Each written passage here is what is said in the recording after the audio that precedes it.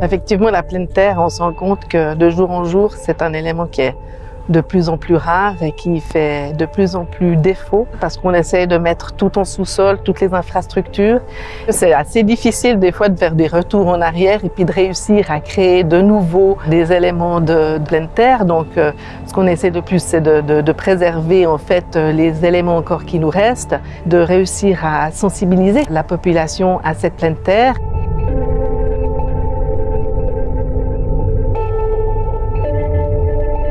On est en pleine ville, on est dans une ville complètement urbanisée, maîtrisée par l'homme.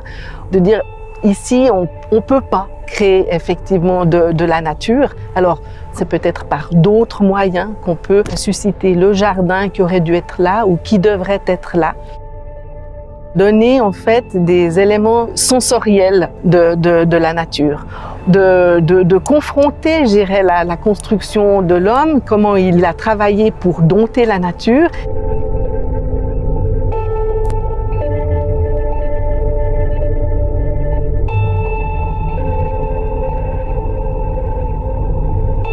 Toutes ces expériences et ces éditions de Lausanne Jardin, elles ont chaque fois apporté énormément à la ville, aux citoyens déjà, une manière de découvrir des lieux de ville que les gens ne connaissent pas.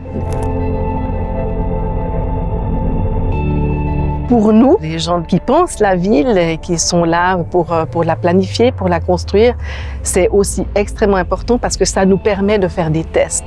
L'idée du concours nous amène une émulation d'idées incroyable, donc ça nous permet aussi à un jury de se questionner sur certains endroits comme en architecture.